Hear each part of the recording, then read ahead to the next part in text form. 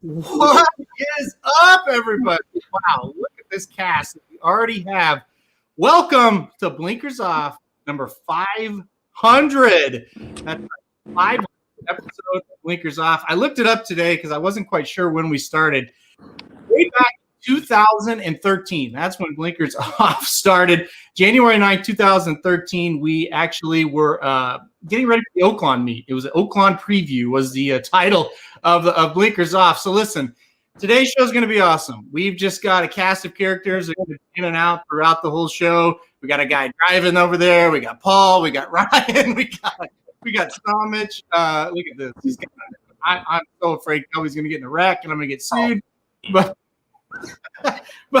we all are here. It's going to be a big party. We're going to tell old stories. We're going to pick a few horse races while we're at it as well. It's just going to be a shit show. And kind of like our first ever show. It was just a mess. And so we're going back to our roots for our 500th show. I'll introduce you, Stomich, first. You're here. I didn't know if you were going to be here at the start. So welcome. Yeah.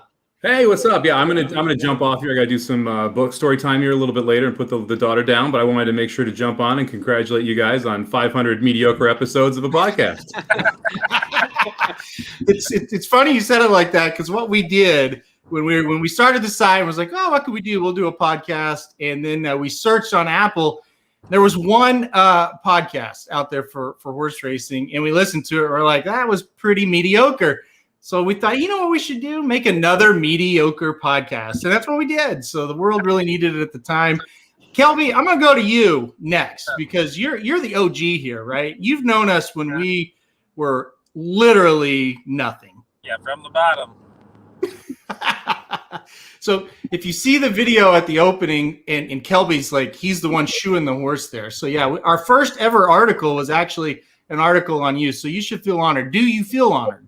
Well, if we were to hit 100 views on that article, I would have, but like 98 it just doesn't do it for me. So. Yeah, so that article got 99 views, and I remember texting Kelby saying, holy shit, we got 99 views on that article. That's like double what we've ever gotten before. So that's one of my favorite stories of all time, too, when I first got your email. Like, I don't think you're looking for me. Yeah, for those who don't know, his dad Kelly is a trainer, and we emailed Kelby to do an article on his. He was a farrier. He is still a farrier, and he's like, guys, think you emailed the wrong Von Hemel there. I don't think you want me, but we did actually want you, so it worked out. Dum-dums. All right, let's kick it over to Ryan. Ryan is a guy you've seen on the show a lot, and he's done all the music. For all the podcasts, Magic Mike, Ricky's Rockets, obviously Blinkers Off. Ryan, welcome, man. Congrats on 500, guys. I am like one of the few people, along with, Kelby up there, probably that was listening when you actually made your first show. So to see it go to 500, it's crazy. Congratulations. I'm super proud of you guys, and you worked your butt off, and it's awesome to come celebrate and say what's up because you deserve it. Yeah, man. We met you on the rail at Santa Anita at the Breeders' Cup. I can't remember which one that was. Just randomly met you. So it's pretty crazy that we've come all this way. All right. Last but not least, free beers. There's Paul Withrow down there. Listen, Blinkers Off 501 and 502, probably going to be live from Paul's house. So, and we've done a few, a couple 2 years ago for the Belmont. Yeah, 2 years ago. Yeah, exactly. Paul, welcome. Yeah, congratulations on 500. There's already more enthusiasm in this limited 500th than there was in the entire first one. So great job. So true. The second thing I want to add is for everybody watching and listening, offering free alcohol truly gets you places. And that's a story that Aaron can tell later, but I just want to throw that out there. Yeah, so what Paul's referring to, we met him at Del Mar. He was like a Twitter guy, and we were like, yeah, okay. And he goes, hey, I got some free beer, or buy the first round on me. I don't remember exactly what he said. We were like, oh, we got to meet this guy now. And, here it is, however many years later, close friends. And so, yeah, free alcohol, the best way to our hearts, at least, and I think others as well. So, yeah, it's crazy how things work out.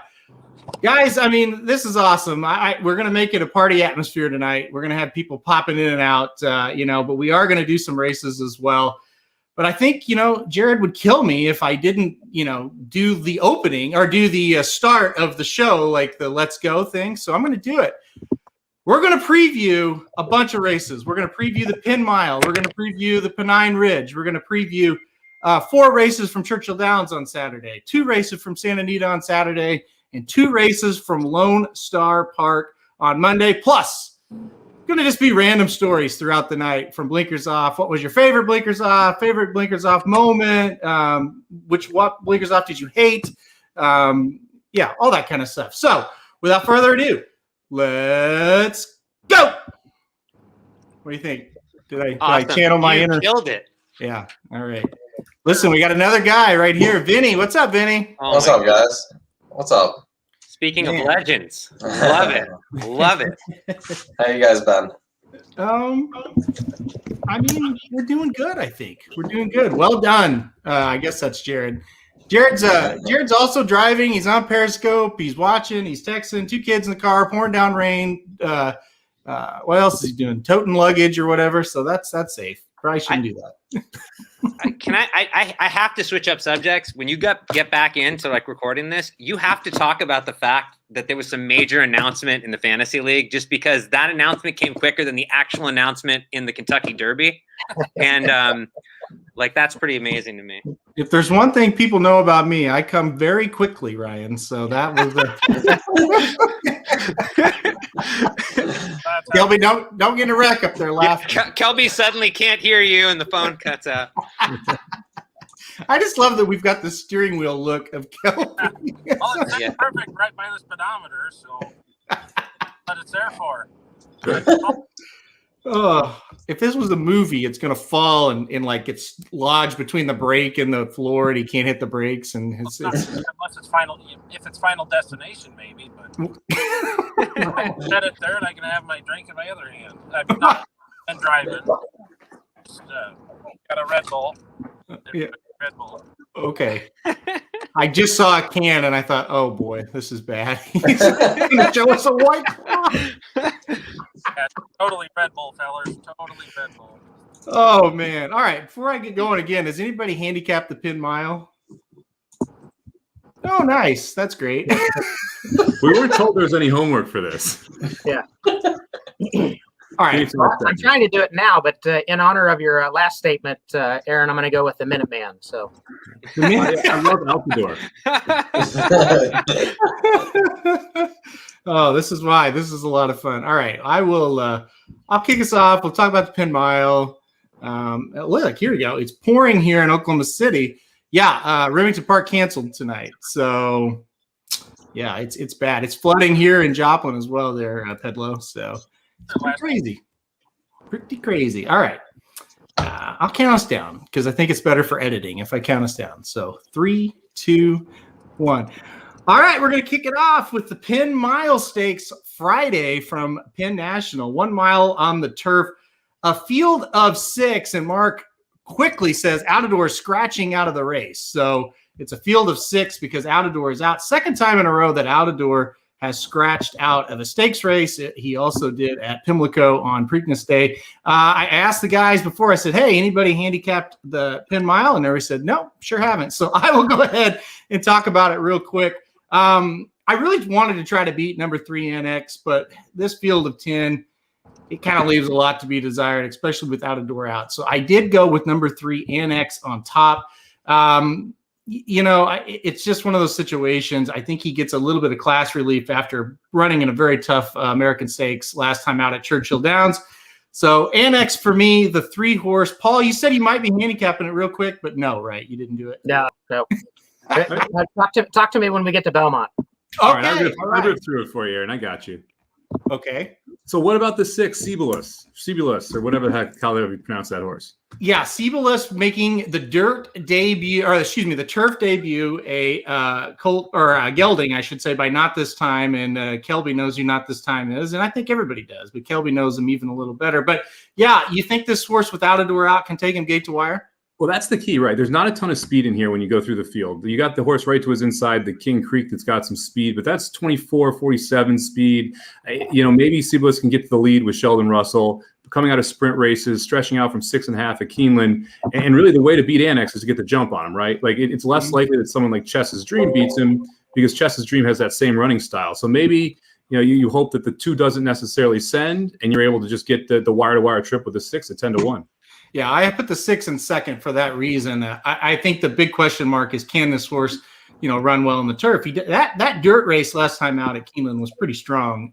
So yeah, I'm with you. I think the 6 has a shot. And then Chess's Dream is another horse. I think he can, if the pace does kind of not collapse, but the 6 kind of comes back to you a little bit, and you don't want to play Annex. Chess's Dream may be kind of a logical option there at 5-1. That was an old Magic Mike horse. You guys dropped it for some reason. So because he's a turf horse, and we mainly bet on the dirt in that early thing. That's let me think about that. Yep, pretty good reason. So all right, guys, that's going to do it for Friday races. Penn National, if you want to play that card, let's see. They are going to kick off at 6 p.m. Eastern time. That'll be tomorrow, Friday. And they got what they do on this big card. The stakes races are first. 1, 2, 3, 4. First 4 races are stakes races. And then they get into their normal card of low claimers and a few allowance races. So it's pretty good, pretty fun. You can kind of play it right when, your Belmonts and your Churchills get done with. So Penn National tomorrow, pretty good card. Paul, listen, you said you've got Belmont ready. Do you have the Pennine Ridge? Have you handicapped that one? Okay, I'm going to kick it to you first. The Pennine Ridge is going to be race 9 on the card Saturday at Belmont Park. It's at 1 1/8 on the turf, $200,000 purse for 3-year-olds. Paul, who you like here? So in looking at the race, I think quite the opposite of the race we just talked about. I think there is a little bit of speed on there. So, if you can grab somebody that, can close and come at the end, I'm going to go with Public Sector. It's the other Chad Brown horse in this case, but I think Public Sector can get there. It's the second off of a long layoff. He was in the Breeders' Cup Juvenile Turf last year. Came back, finished second in optional claimer, 80,000, and looks like this might be his day. Yeah, I think Public Sector, Chad Brown, you really can't ever go wrong there. Has faced some really good company, too. Fire at Will last year a couple times. And, of course, he was one of the top 2-year-olds, obviously the top 2-year-old when it came to the turf. Vinny, have you looked at this one at all? I know you're a New York guy, so I don't know. Yeah, I've looked at it a bit. I mean, I'm going to take a shot with Sainthood. If he can run on the turf, this seems it's not that deep of a field. I doubt we get 4-1 on him, but if he really is a turf horse and he runs if he runs back to how he did in the Ruby there where he re-rallied, he'll be tough. Yeah. No, I definitely agree. That was actually my top pick as well. Number 5, Sainthood. I think he's going to roll in this race if he takes to the turf. And I say if, but I really am pretty confident that he will. His one race on synthetic was definitely his best performance. And we all kind of know here that synthetic translates pretty well to the dirt. So I'm pretty confident. Samich, I listened to Magic Mike, but maybe somebody that didn't. I think I know who you're on, but go ahead. No.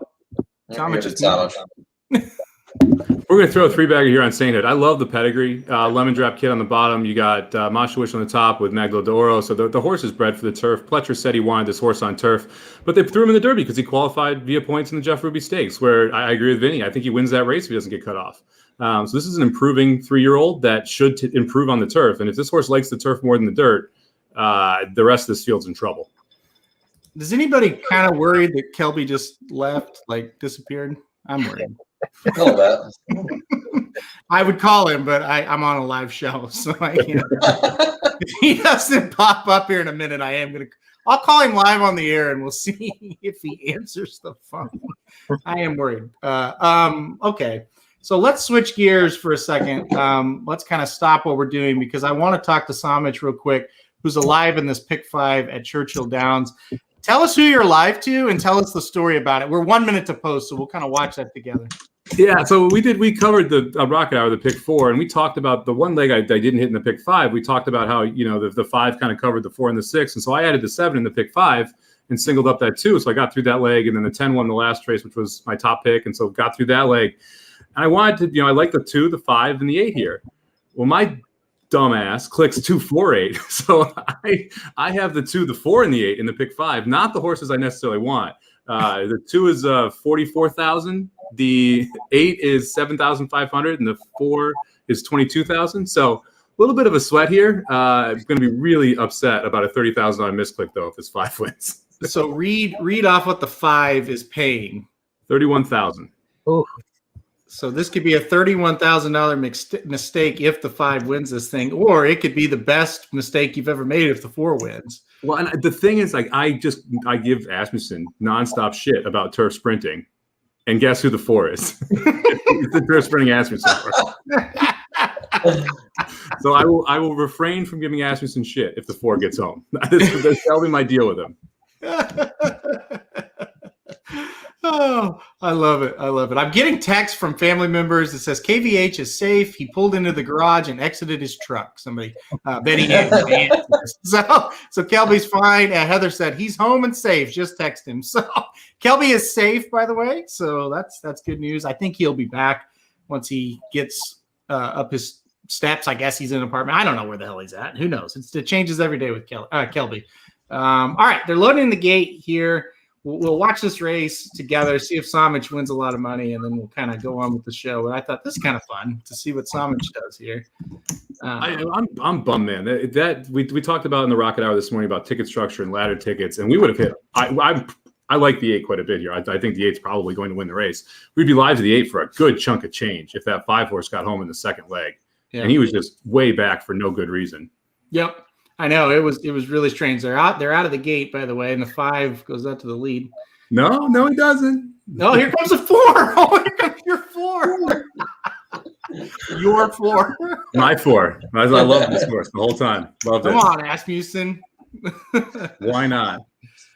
Now, if the 7 wins, I'm really going to laugh at you, by the way. The 7 and the 10 were the 2 I completely made fun of. So I know. Yeah. Well, the 10. No, the 2's not winning. The 8 just made him check. The 4 might win. The 5, 5's kind of raging up there. Let's just get this 8 rolling. I'm happy with the 8. Yeah, it would be fine. Ricardo Santana is riding the 4 for Damien that asked that. The 4 get a hole. Oh no! Uh-oh. Get out 8. Get out 8. Now just roll. Oh, come on 8. Catch the 5. You're the best horse, buddy. You're the best horse. Just go by. He's got him. Yep. Just go by. He got him. Just go by. See, that's why you didn't need to play the 5. No problem. Yeah. Who needed that 5? You were so polite cheering that 8 home sandwich. You're the best horse, buddy. Yeah, he knew it. He had it the whole time. That wasn't we had it the whole time. We'll take it. Man, that's frustrating. Kelby's back. We had 2 of the 3 damn singles in that $5 ticket. We just couldn't get there.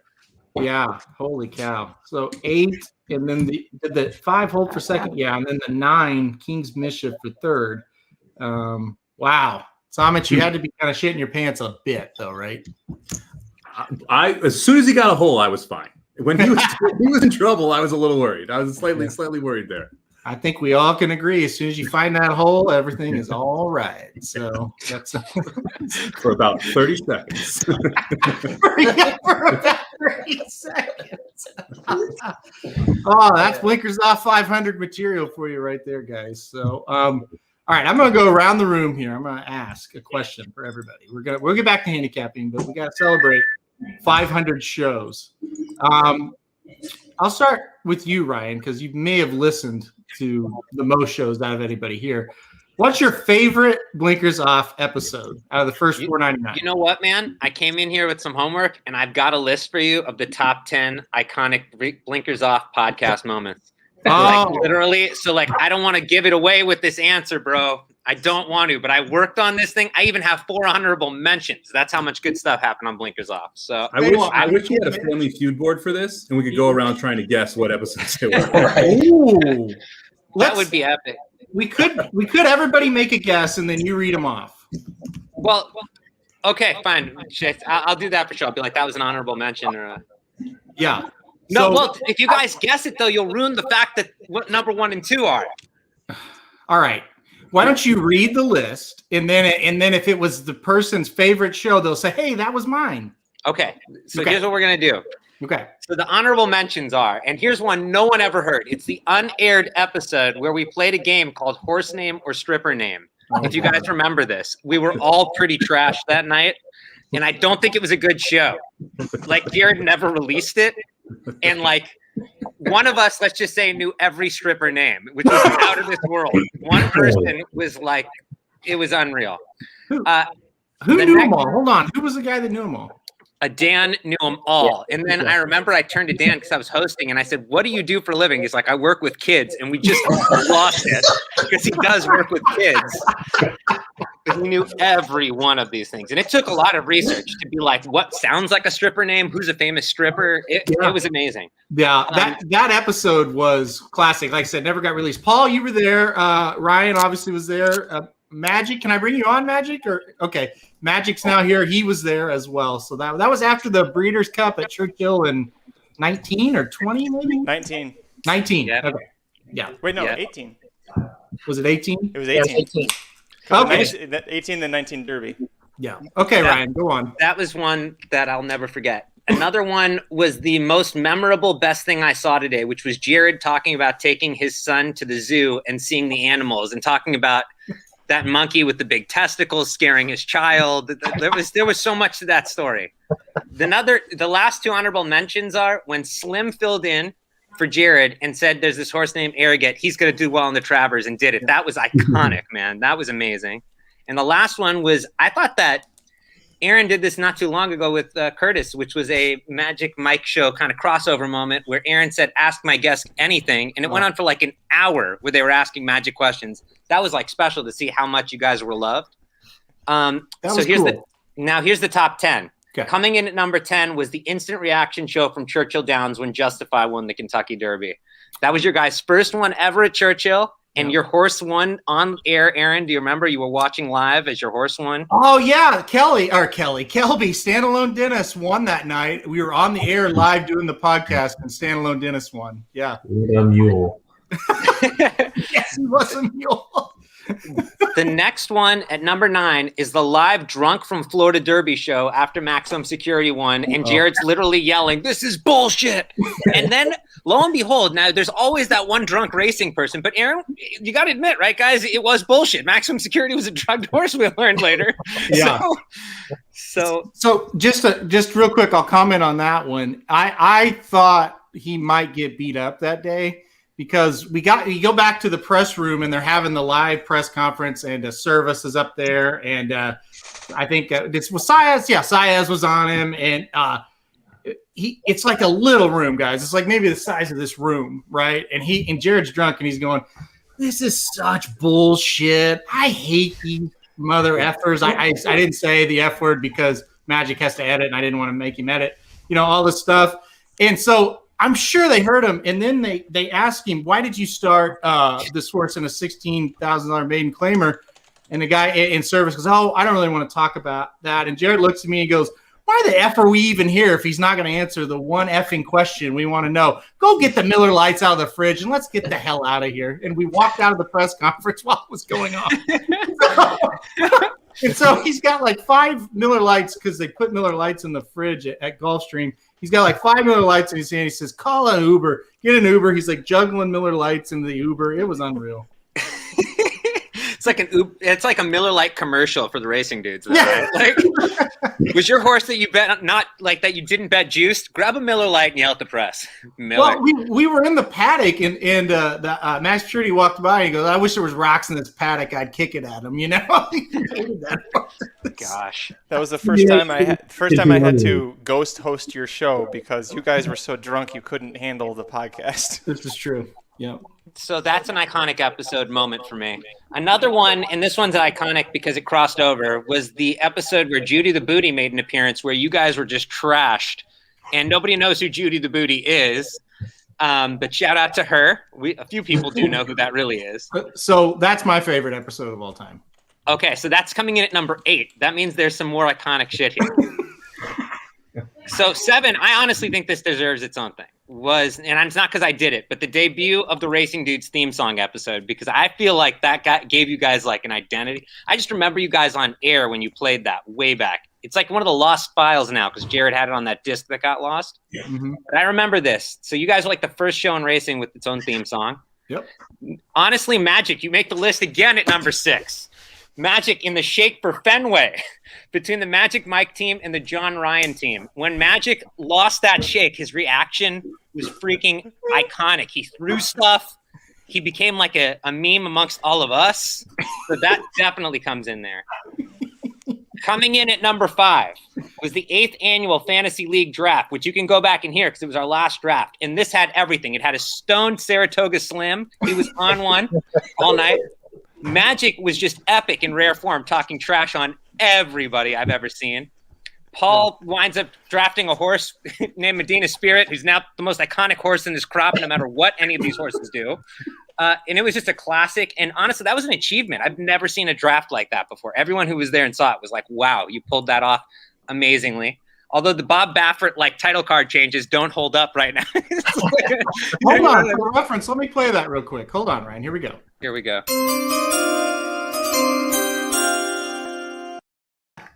It means a whole lot more now. Oh, hold on. And here was the intro clip to the draft. You want me to play that one? This is Life is Good and a little Bob Baffert as well. Just for old time's sakes. Here we go. Go for it.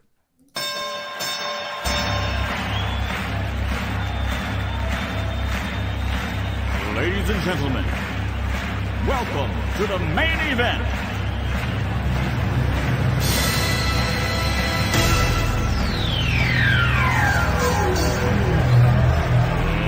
Let's get ready to rumble!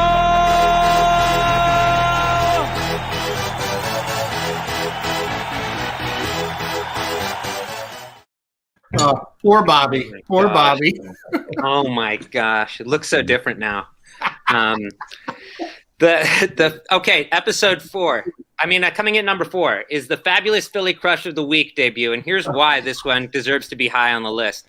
Not only was it mentioned on national radio when Mad Dog was going crazy over this segment, but Nairo wound up doing a Fab Philly day shortly after. So I don't know of any other show that had a segment that got its own day in New York racing. So that's pretty amazing. Number 3. Pretty cool.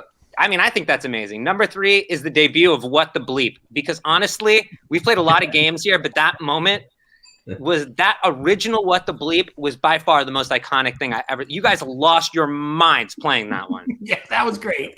Because I sent it to you 10 seconds before Jared played it. He never knew what it was, and you guys died.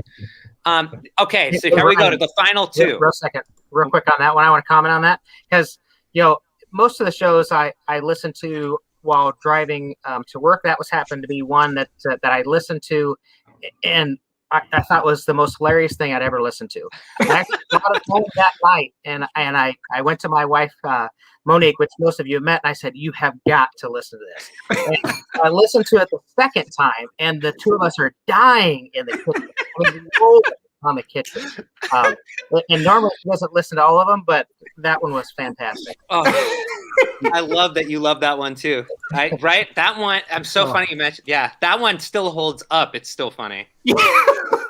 Now this one, I love the Shug. When Shug is on What the Bleep, it's epic. It's legendary. and people come up at the racetrack and they're like, do more of them. And it's like, they don't know, it like takes like 100 hours to find one clip of Shug saying something that sounds remotely dirty.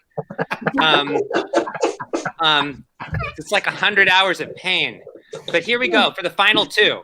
And you may have been able to figure out what these two are. So number 2, the Fantasy League rap battle for Justified between Jared and Magic. This was controversial. There's people today that think Magic got robbed. I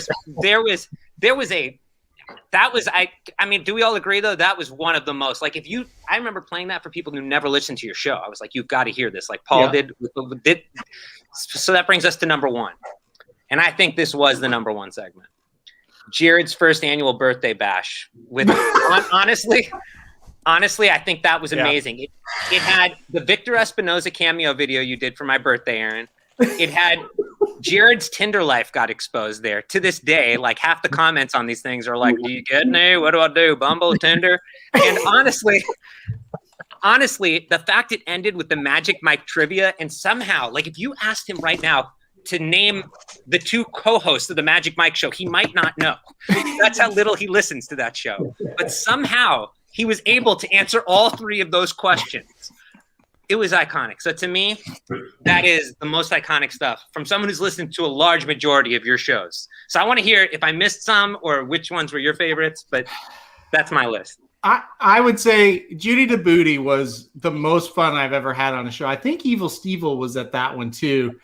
And yeah, we were at Saratoga, and her nickname actually is Judy the Booty. She's a very attractive girl as well. We have a video of her dancing, but at the club the next night, but we didn't post it. We thought it was pretty bad taste. Even though she said yes, we didn't do it. So yeah, nice girl came on, and it was just so much fun, dude. That was one of my favorite ones. I don't even remember doing it. I listened to it the next morning. I was like, that is awful. Like that, I cannot believe we did that. But yeah, I like that. I like What the Bleep. I like What Does That Jockey Say too, or What's a Jockey Saying? Okay, so a lot of people won't know this segment, but we did a game way back in the day that might have been the best game we ever did play, but it's no longer played. I recorded audio of the jockeys when they'd win their races, and you know how like they have a high pitched voice and they'd say like, and I would give the clip to Aaron and Jared. And Jared, I don't think ever got one right, but Aaron would get them. It took me sometimes to listen to these clips like 100 times to understand what the jockey. And Aaron's like, "Kiss me, Katie. She came in third, and we had to cut the corner." And I'm like, "How did Aaron understand this?" So we had to stop. But it was one of the. I think that was the funniest game we ever played. Honestly, like, would you agree, Aaron? I mean, honestly, because that one was. If you didn't know what they were saying, you never would guess it. It was hilarious. Well, the good thing about it was I was really, really good at it. So yes, it was my favorite, and I have no idea why, but I could always just kind of know what they're saying. I don't know.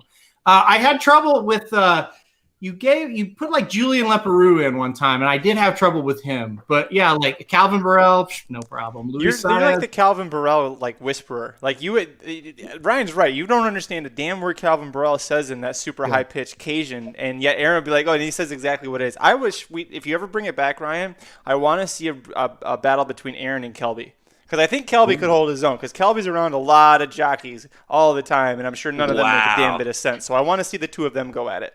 Kelby, that would be epic. Is Kelby that frozen? Would be epic. Yeah, he did. Oh, there he is. You and I on What the Jockey's Saying. Do you think you can beat me? Me? Yeah, you. Oh yeah, every time. I could beat you before they said anything.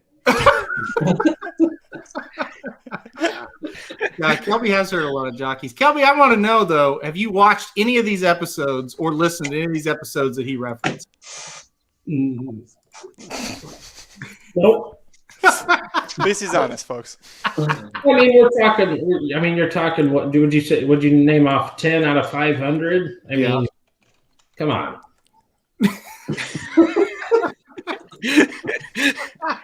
He's got a point there. I mean, I do listen to parts of a lot of them, a few. Right.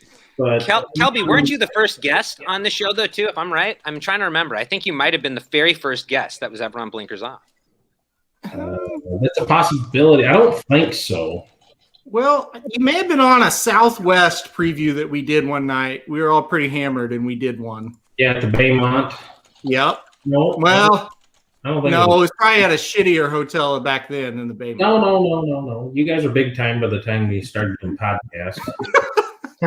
But I do remember, because we were talking about who I was shooing for and stuff like that. But I do remember being on. I don't think I was the first one, but top five for sure. Maybe. Because I know you were before I was ever on the show, and I was like, oh, who's he? He's a legend. And then you meet him, and you're a legend. So No, not at all. He is a legend. That is definitely true. It is. In fact, I've been in the car with you when we got hit by a vehicle, and you drove almost avoided a vehicle hitting us. You were amazing. You are my hero. Almost avoided. Honestly, that moment was the most terrifying moment I've had with the dudes. I mean, it did blow through a stop sign on about 45. I did what I could. Yeah, fair. The guy gets out of the car. He has no teeth. He starts screaming, "Mama!" It was the most terrifying thing. Well, I think we all thought he's got a gun because we were inside of Hot Springs that time. Yeah. Yep. Yeah. That's when you know you're dedicated to go to the racetrack, when you're willing to put up with a moment like this to go cash a bet. Yeah. Greatest thing, that was 2019, Tiger Woods winning the Masters. We were headed to go watch the last few holes. Yes. Yep. We got there in time to see his last putt, basically. And I think when we got hit, he was on the 13th hole. So it took a while. Yeah, man, and that kid did. Yeah. Kelby drives a big truck, and this car was a little piece of shit car. Well, and that car, I was driving my dad's truck because my truck was in the shop because I got hit before. Yeah,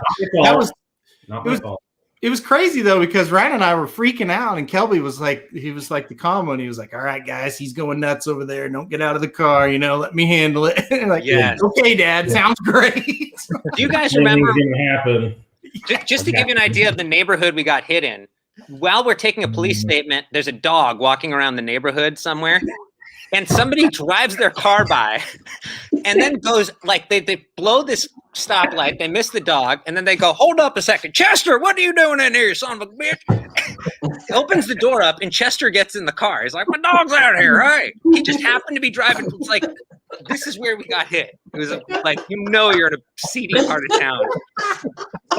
It was horrible. The thing is, this is all. You wouldn't say we lived one, fellas. You can't win them all, and I feel like we won that. Yes. Seems like well, he didn't get shot, so I think we won it too. I've been with you guys through some crazy moments that didn't happen on camera. The only one almost on this call, Vinny and Kelby, you weren't there, but we got carted off the backside at Churchill Downs. Do you remember this? Aaron, Paul tell that story. Yeah, I feel like Paul got us out of major trouble that night. There might not he got you out of major trouble, Aaron. He got you out of major trouble. Go ahead, Paul.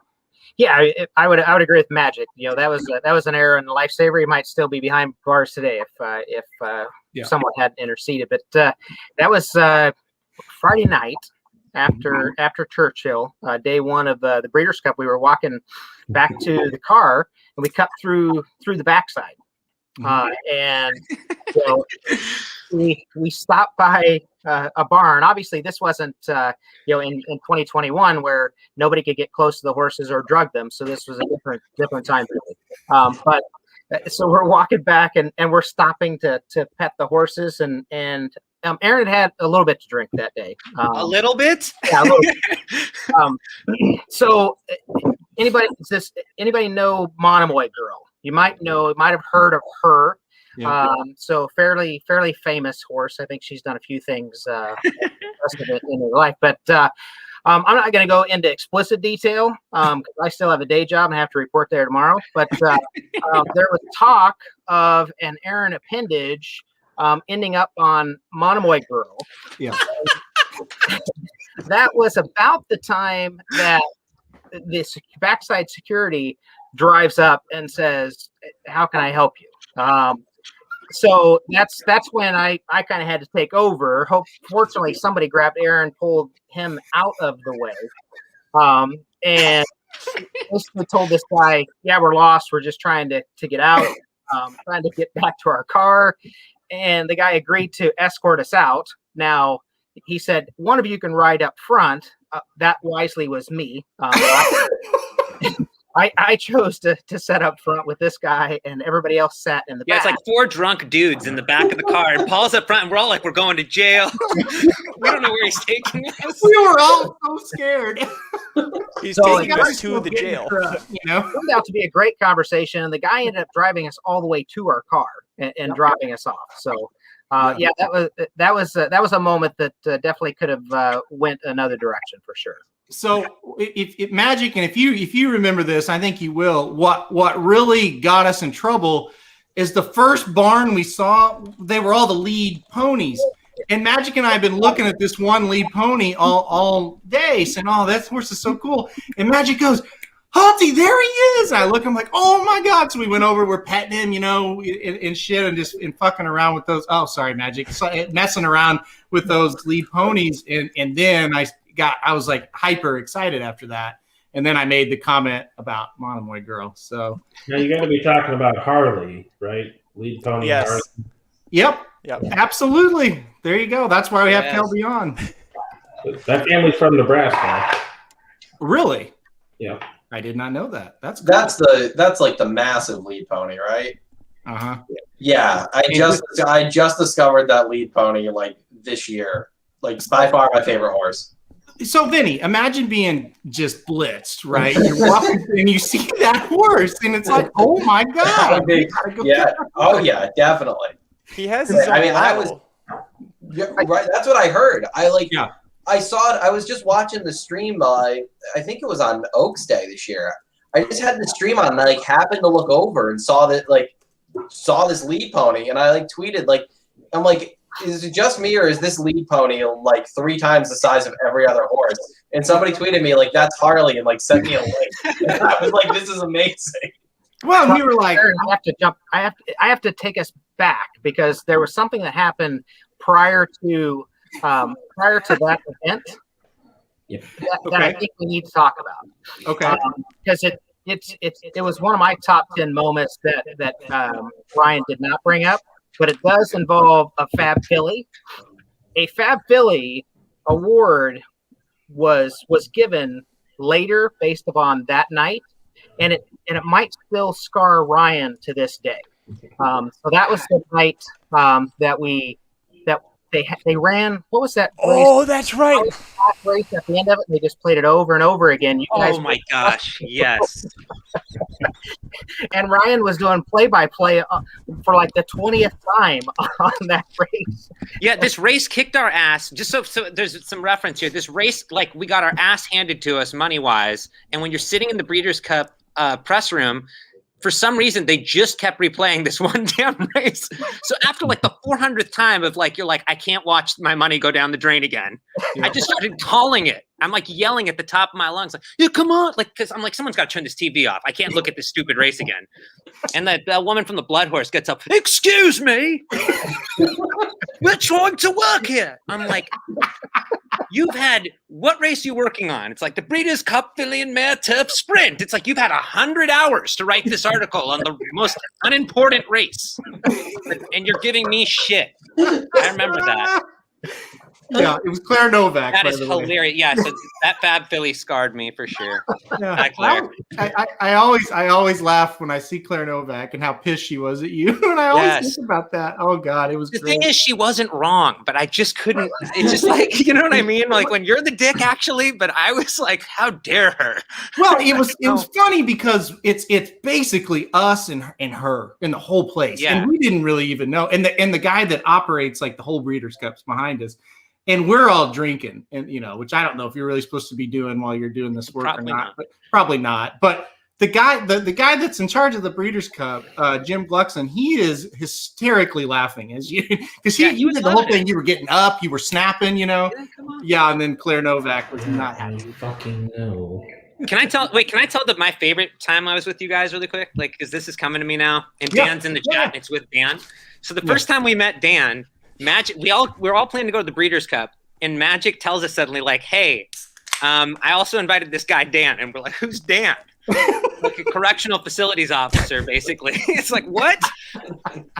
So we go to the Del Mar Breeders' Cup, and I meet Dan, and like, there's nothing wrong with Dan. But it's like you're not wanting to hang with somebody when you don't know them, and it's like you're looking to hang with your boys all weekend.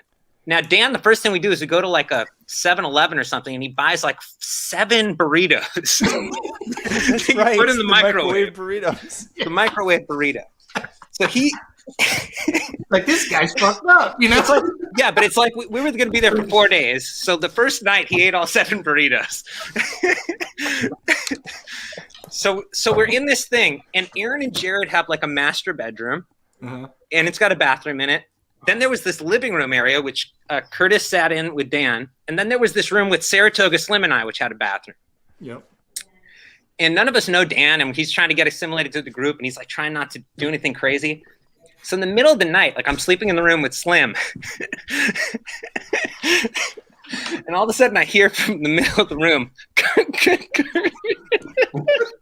Curtis, it's happening. Curtis is like, what? I shouldn't have had that burrito. Dear God. So he gets up. So my job's scared of this guy because Dan's a big dude and he looks like he could kick anyone's ass. So he gets up. And I hear him like fumble around the sheets, and he opens the door, and it's the door to Aaron and Jared's room. And Curtis is like, "Don't do that. Those are my bosses. That's their private room." I hear, "Oh shit!" He just slams the door, and he like falls over 18 things. He gets to the room that Saratoga Slim and I are in to go use the bathroom.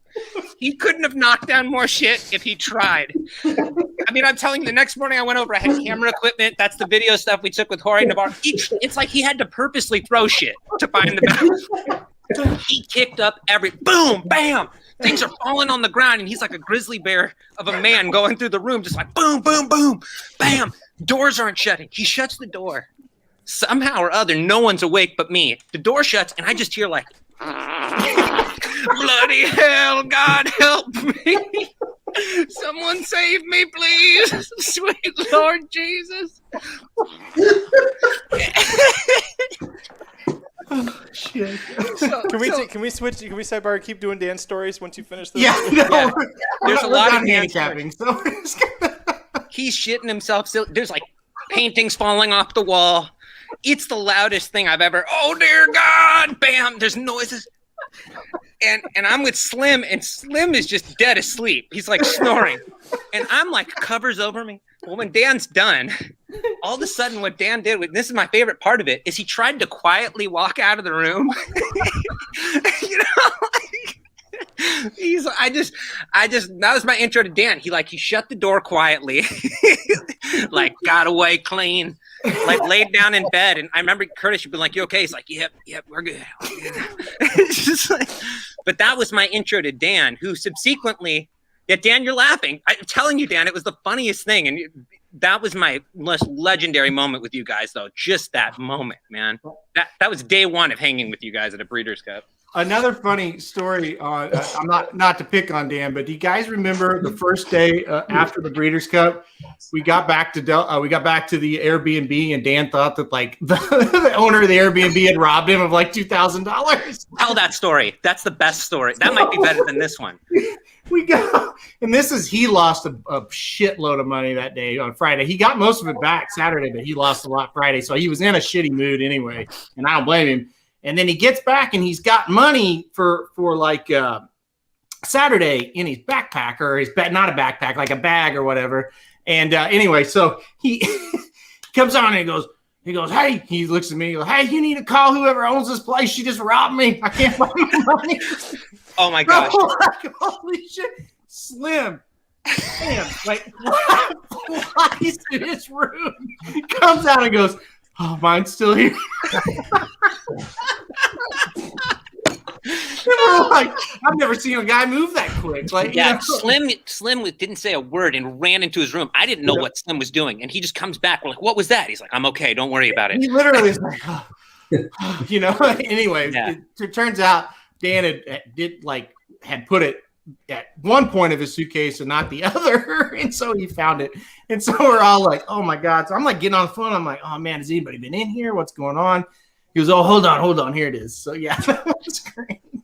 He is a legend. That is the funniest thing. Yeah. Oh man, he is. Yeah.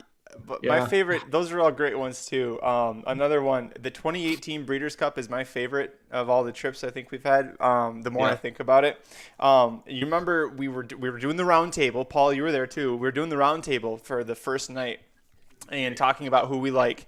And Dan's likes a bunch of horses, and we kind of make fun of them. And then Friday they don't run well. Yeah. So Friday night we do the round table for Saturday's races, and we get to the Breeders' Cup Filly and Mare Sprint, and he's talking about how much he likes Shamrock Rose. Yeah. And this horse had just won like a few weeks before and had looked like trash before that, and we're all like, Dan, we told you not to do any of these things Friday, and you didn't listen, and you lost all this money. So we go to this Saturday, and sure as shit, Shamrock Rose wins that. It's like some astronomical price, and immediately we're texting Dan. We're like, oh my God, Dan had to do it. Dan listened to us and didn't bet Shamrock Rose. He was so mad, and understandably so, the rest of the day about that one. Oh. She went on to win an Eclipse Award to add insult to injury too. Nobody bet that. Yeah, Dan wrote it here. I was sick. Yeah. Yeah, here you go. Yeah, I was sick. Yeah. You remember when Dan fell asleep and we couldn't wake him up, and we played like every loud sound effect and nothing woke him? Like we played like some Spanish guy going "Go!" like at the top of its lungs. Nothing. We played like gun sound effects. Finally, when we played like just clapping, Dan woke up and was like, "Hey guys, what's going on?" What's that noise? Yeah. Yeah. What's that? Trying to sleep here. Yeah. Vinny, what's your favorite memory of the you've been on or you've listened to enough shows now? Like, what's your favorite dudes? Or if it's not memory of the show, like, do you have a favorite memory with the guys? I was out drinking with you guys before you filmed the Judy the Booty episode. Oh yeah. Yep. So you asked me if I wanted to go back and be on it, but it was out. You guys taped that like so late at night. Yeah. Like that was like after midnight at that point. We had been out since like 7:30, and I was like, I gotta go home, guys. So I was there. Probably what was it? The 2019 Belmont? We were there, and it was me. Yeah, it was me and Nick and you and Jared, and us three were all on Rushing Fall. Yep. And Nick was playing some long shot, and you're just like they broke out of the gate, and you just looked at Nick, and you're like, you're an idiot. That was it. That was it. Nick tried for 20 minutes before the race. Nick tried to talk everybody off of Rushing Fall, and then she breaks out of the gate and goes 24 on the opening quarter, nobody's near. Just looks at it, you're an idiot. The funny thing about that is we had just met you guys maybe 10 minutes, before that race, and I'm already like, you're a dumbass, Yep. That was good. And then Jim Dandy Day, I believe it was. We were at the paddock bar all day and drank way too much. I still don't understand how that was it ended up being $70 a person or something like that, and we drank there for 10 hours. That was a bad day. I don't think they calculated all the drinks. I don't think so either. It was $300. It was $300 for the table, and they told us we had to spend it on food and drinks, and we were like, yeah, we can do that. And we did that before the races even started. It was bad. I think Evil Steve was at that one too. Yes, he was. Steve was at that one. Steve was the one who got because he told me you guys were going to be over there. And I came over in the morning, and he's just like, "Oh yeah, here's your wristband. You're good to go." I'm like, "Oh, okay. This is happening." Because I had brought a chair because I figured I'd just go over and say hi. He's like, "Oh no, you can sit with us." I'm like, "Cool." Yeah, Evil Steve, he's a great guy, no doubt about it. Kelby, my favorite memory that I can tell on the show is when Jared gave Channing Hill a hard time on Twitter, said you quit riding, basically called him every name in the book. And little did we know, Kelby and Channing, they knew each other really well. And so we're standing at Oaklawn. It's the last race. Everybody's kind of gone. And Kelby and Jared and I, and Channing walks by. And he would have never known who we were. And Kelby goes, "Hey, Channing, come here. I want to introduce you to the racing dudes." That was a very awkward moment for us, Kelby. That was probably the top 5 moment of my life right there. Oh my gosh. He comes up, I said, "Hey, Channing, good to meet you." And he said, "I just want you to know I didn't quit riding that horse. That horse is garbage, you know?" And I'm like, "Oh, shit." I've been for a long time.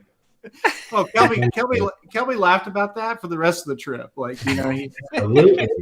yeah. The next morning, he's like, "Hey, remember when I introduced you guys to Channing Hill?" I was like, "Yeah, I remember. That was yesterday, dude." You know. I'm pretty sure like the next weekend you guys were touting him on Twitter or something like that. You know, you tagged him in something, and Yeah. you're all for him. Yeah. That was- We definitely made up with him. I forgot about that. That's fantastic. It was funny.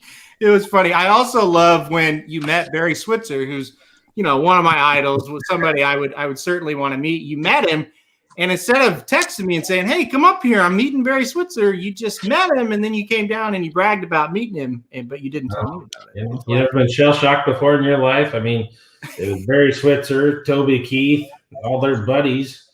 Yeah. Like, you know, you can't blame a guy for forgetting about you. I blame you every day of my life for forgetting about me on that. I mean, I would too, totally. I just one of those deals. You win some, you lose some, Chief. Oh, that's fair. He sounded like he was in rare form that day too. Oh, absolutely, absolutely. He couldn't have made it much longer. I just love Switzer. He's like 80 years old, drunk at Oaklawn in the Carousel Club. That's He wasn't drunk. He was far gone, my man.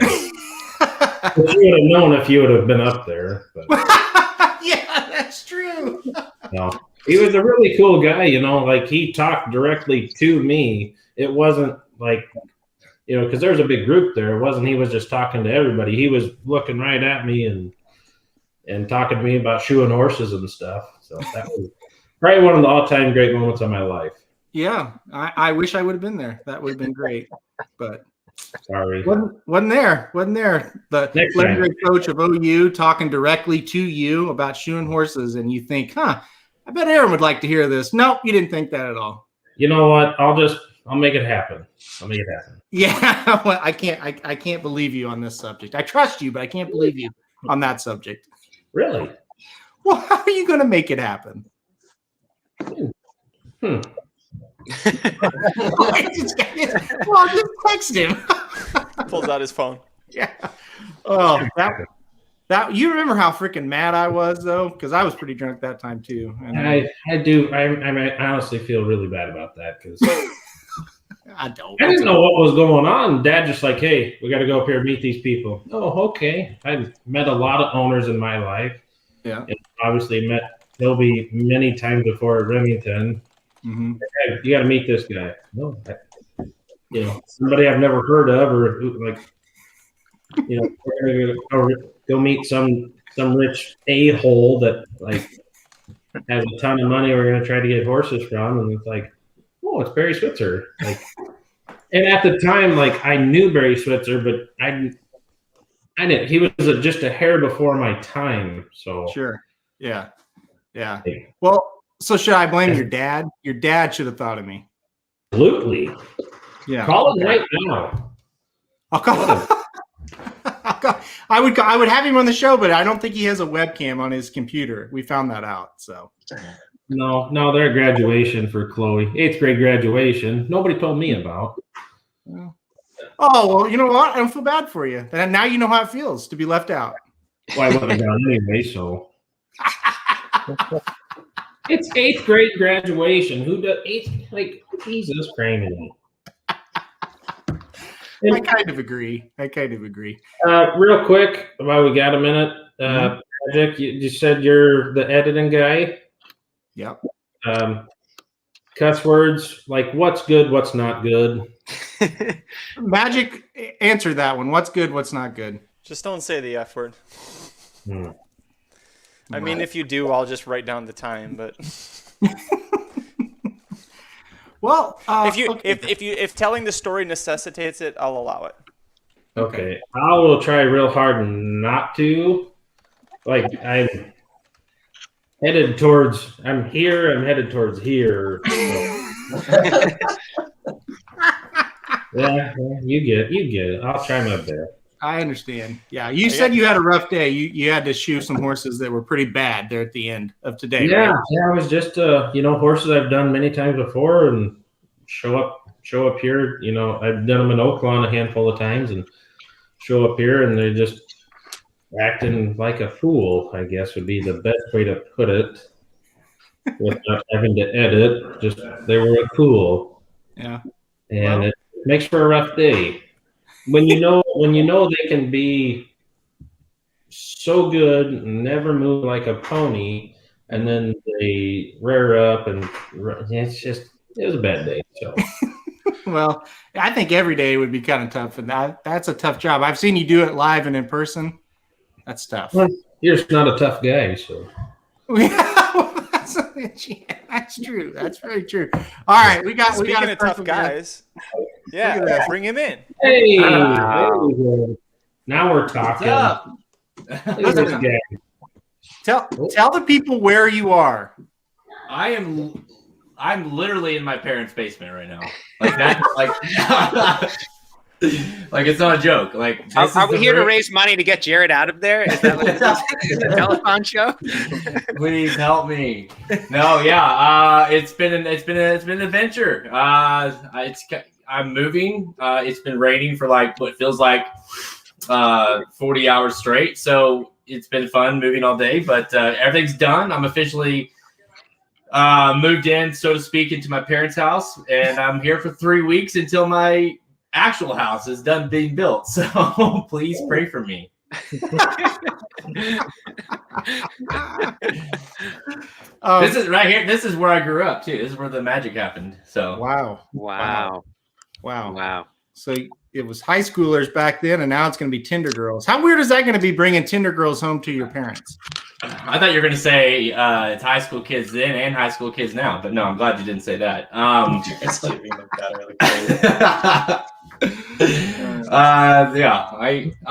The crate it might be for me. What's been going on? What have I missed? Anything good on the show today? Oh my God, we're reminiscing on all of our crazy stories today. So it's been fun. We've handicapped a couple of races, but mostly it's just been stories. Kelby, Heather texted me and she said, "Hey, don't diss on my dad." Talking about the day Heather got drunk and looked at your dad right in the eyes at Buffalo Wild Wings and goes, "I wish you were my dad." You know what? Is that the same night that she got me in the punching bag fight? Yes. Yeah. She was mouthing this guy at the other table, and there was a punching bag and you at Buffalo Wild Wings, and you hit it, and it tells you how hard you hit it. And the guy, Heather was like, "Kelby could whip your ass at that game." And Kelby's like, "Don't do that." And so anyway, he gets up and the guy goes, "We'll make it fair. I'll headbutt it and you punch it." So left hand. I hit it left-handed. Oh, was that it? Yeah. Yeah, some stupid stuff like that. Yeah.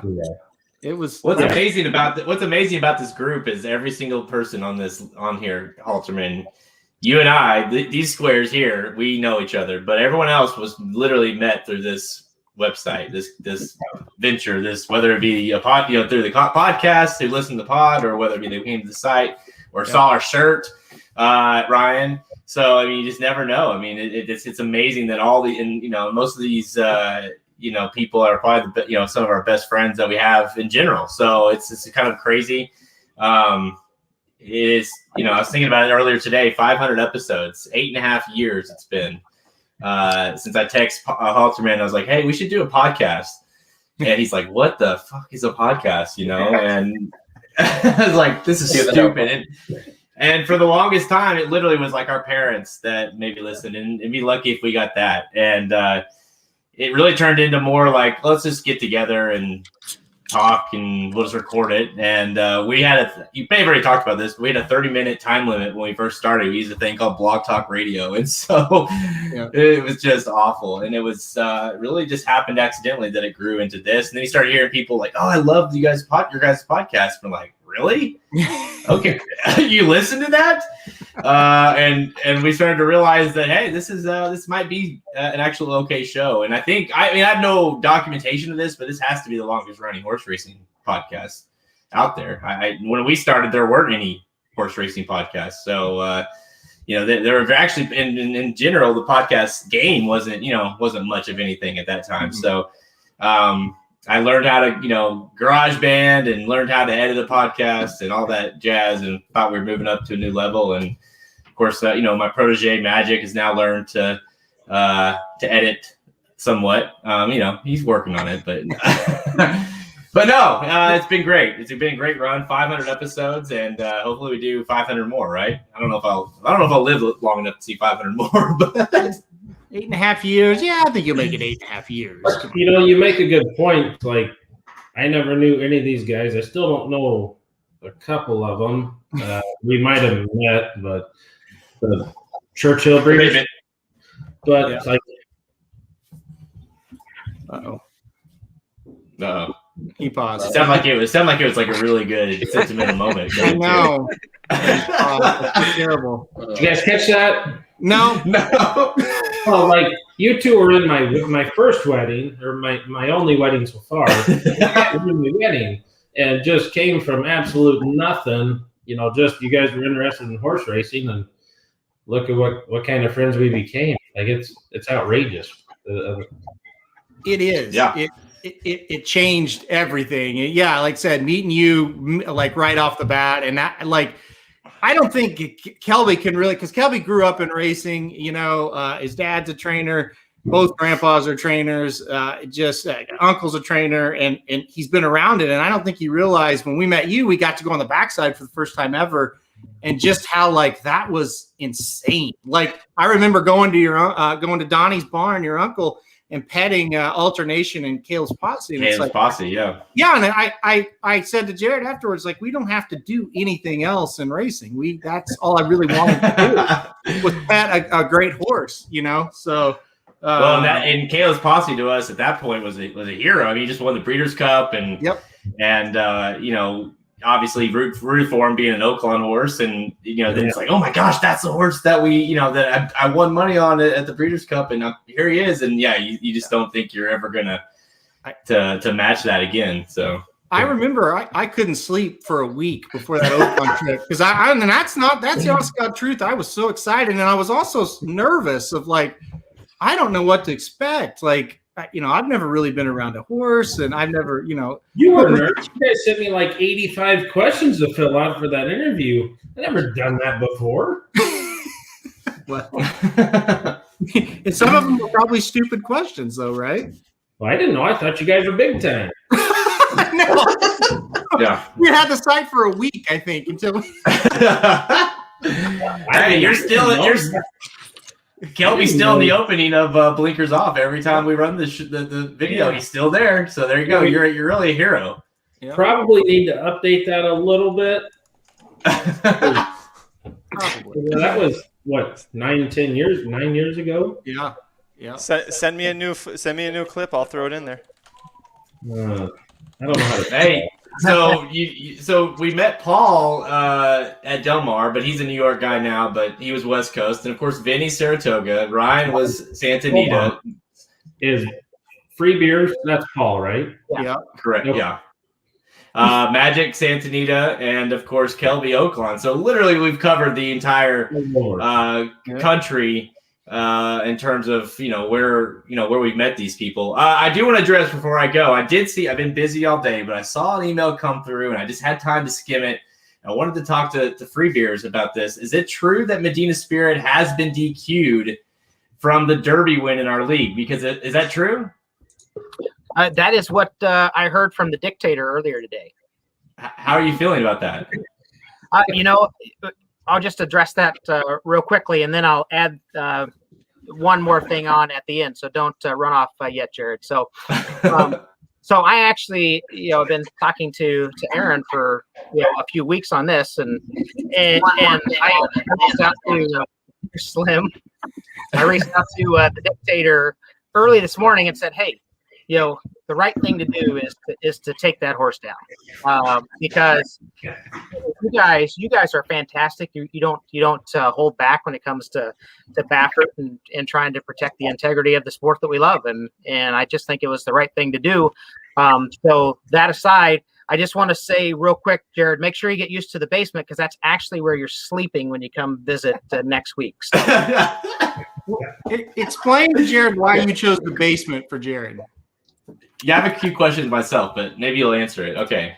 Yeah. Well, because I am a family man, and I have a couple of I know where this is going. So they're going to be upstairs, probably locked.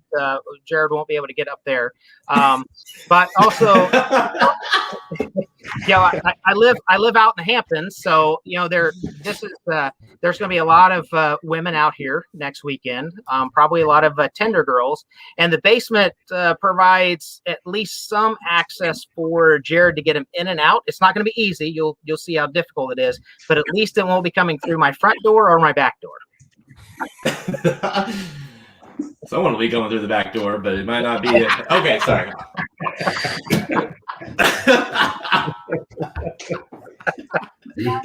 Oh man, you're gonna have to really watch that basement after I'm done. Maybe put some plastic sheets down or something. I should be able to just set fire to it and start over. So Paul's house will be on the market next week. He's like, we can't fix this. All right, yeah, I look forward to seeing you, and I'm all kidding aside. I'll try to behave myself. But no, it's a big event for Halter tonight. It sounds like he's going to be between our horses to see who's going to win this thing. So I feel bad for you a little bit, because you did a good job with Medina Spirit getting into the race. It's just sometimes you just pick the wrong trainer. So you didn't pass your drug tests. Yeah, I took my eye off. You did a good job getting him to the race, but you should have kept him off. He's a junkie. He's an effing junkie. You should have kept him off the dope. Well, listen, I think now's a good time as ever to welcome Saratoga Slim to the feed. Slim, what's up, buddy? I was only joined because I heard that Jarrett was leaving. So, hey, nice shirt. Congratulations to the racing dudes, Aaron and Jared, for number 500, 8.5 years. I toast to you with my Kentucky Derby 145, the first Derby that the dudes took me to. Cheers to that. And in honor of the 500th podcast, I've made up my top 5 list of my favorite places that I've recorded a podcast with the dudes. Wow. Let's hear it. Number 5, anytime at the Embassy Suites in Saratoga. That was a good one. That's not a good one, huh? That was a good one. You don't understand. These guys come visit. We knock it out at the Embassy Suites, and then we go we drink, and then we go back to the Embassy Suites, and then we go back downtown drink. Right. So that's usually the series of events in Saratoga when they come visit me. Driving home from the Wood Memorial Aqueduct, we've done some podcasts, and favorite quote, the favorite drop on the podcast is, "I still think tax won." So that was Yep.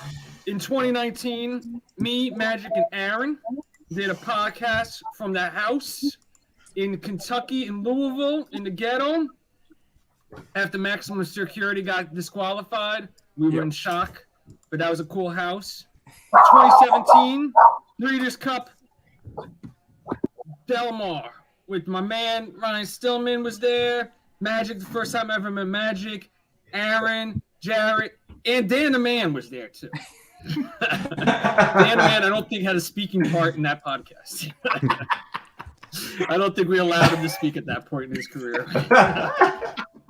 And the number one list is Kentucky Derby 2018 Soaked. And we were the last people to leave the media center because that is the dedication that the racing dude shows to the fans to be there last. Soaked. And we did the podcast from the media center, and we still hit traffic on the way out. But that was the only reason we stayed around. And that is my top 5 list of podcast locations with the dudes. Very good. I love it. Slim, were you at Saratoga for Judy the Booty? I wasn't there that night. No. That was an Embassy Suite podcast. Right? Yes, that was Embassy Suite. Yep. Yeah. That was legendary. Embassy That was good. Suites podcast. Those are some wild scenes, boy. Yes, they are. We got chicks all over the place. Usually it's just Aaron's wife with some of her friends or like her third cousin. I don't even know who these women are that are coming in and out of the room. I'm like, who is this? This is your Aaron's wife's like third cousin. I'm like, she's pretty cute. Like, I mean, it's good. It's the better eye candy at a podcast than sitting here looking at you 7 fools on the screen. I can't blame you for that one. So we have to do it again. To the podcast too. That's right. We'll have to do it again this year, right? We'll be back to Saratoga, so we'll do it again. We're making the rounds this year. We're going back to Del Mar. We'll be at the Belmont. We're gonna see all you idiots over the next couple of months. So make sure you guys going to the Belmont. Yes. Yeah. We bought tickets. Oh, that might change things. Okay. I didn't know. All right. We need to talk off the air about that. Okay. That's fine. We can do that. You're going to see us all? Oh. Hey, Jared, you haven't seen Kelby in years. Come on now. You got to go to Iowa. I know. Come down to Texas I this know week. it sucks, but Jethro's is really the reason why I'd really want to go to Iowa. Yeah. I'll just have to probably stop by on my way to Springdale. Yeah. There you That go. would probably make more sense. Kelby, why don't you come down to Lone Star on Monday with me? Why in the hell would I go to Lone Star? CZ Rocket. What a dump. No, it's a nice place. That's just a little too far to drive. And I do work Mondays because we run Mondays here at Prairie Meadows. I don't know if you ever heard of it. Altoona, Iowa. Prairie Meadows. I've heard of it. Yeah. So we do run Mondays, unfortunately. Yeah. Well, listen, your mom and I won 4 races together at Prairie Meadows one year. I don't know if you remember that or not. Yeah, but maiden 5, non-2 for 5, non-2 for 5. What was the name of that horse? Add-A-Kid and Standalone Dennis were the 2 horses. Add-A-Kid. We watched Add-A-Kid run a race, I think, from the media center. Yeah, no, it was Standalone Dennis. Standalone Dennis ran in a race. Did he win that night? No. Yep, he won. He won after one of the derbies, right? Dennis win. Yeah. Was it after the 2018 derby? Here, hold on. I think I've got it. Yeah, remember Aaron's sister is in the winner's circle photo, remember? You don't have a picture of that rat. Yes, I do. Oh, my God. What a Was waste. it Dennis or Kitty Kitty? There's Dennis. Yeah. Jesus. Dennis and let's see if this dumbass is. No, your ass didn't even show up for the picture, Kelby. What an asshole. All right, hey, Ryan. Your sister's looking pretty good in this photo, though, Kelby. Hey, I'll say that. I got to run, but I did want to. Ryan asked me what my favorite episode was. He said you guys mentioned it. What yours was, Halterman. I'll give you mine real quick, and then I'll take off. Favorite episode? I'd probably put it more of in a group, and it's got to be the Breeders' Cup. What year was that? We in Louisville, where we were all on that Airbnb Magic. When was that? Were we Halter? What year was it with Gunrunner? Oh, 2017 was Del Mar. Yeah. 2018, right? 2018 was Churchill Breeders' Cup. Okay, so 2018 is that group when we had that round table of all of us guys together doing the pods every night. And you have to understand, like, the website was at a very critical moment at that time, and we didn't know if we would be back, to be completely honest. We had kind of left a partner and didn't know what was kind of coming next, and the website was supposed to be launched, and it wasn't. and Magic and you guys that were there, Ryan can attest that we were just a ball of stress the entire time. But then doing those podcasts, it's like, okay, this is why we do this. This is fun. Like all our friends together and doing these shows. And of course, the Breeders' Cup was amazing. I'll never forget that because that was such a pivotal moment in this business, in this company, in this podcast, as far as kind of, okay, we kind of re-rallied the troops, so to speak. We can do this. And then the next, 2 years has been just, we've lit it up. So that was a big moment. And obviously I'll never forget those podcasts. So that's the best. I don't know what episodes that would have been, but those shows were fun. Of course, having Dan and talking Dan out of who's the horse we talked him out of in the horse wins. Was it Audible?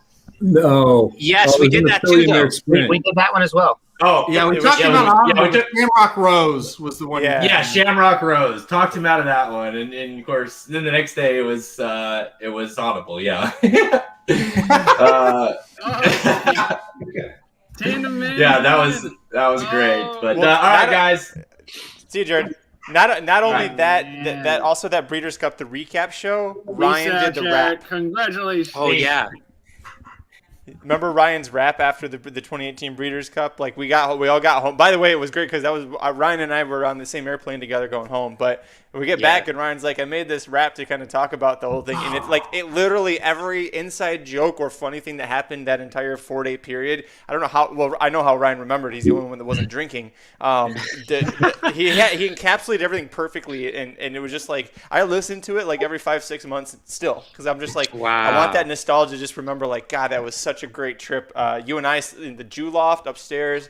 Yes. Pennywise the clown lived in the basement, and you were the only person brave enough to go down there to shower. Like That's we were all right. like, there's a damn clown down there that's gonna murder you, and Ryan's like, it's okay, I'm a Jew, it's fine. And clearly it worked. I mean, I'm still here to tell the story. That's I don't know if we should say that out loud or not, but we just did. So Slim is really pissed right now. I don't know what you're talking about. I wasn't involved with it. No, Slim didn't make it there. Oh, hey, Monique. No, that's not Monique, sorry. dummy. I can't see That very was actually well. Rachel. That is rude and uncalled for. Your picture is that tiny. I'm sorry. And Paul is like all the light hits Paul's head, and it's just like glowing everywhere around him, like it's just a whole aura. That happens without the light as well. So.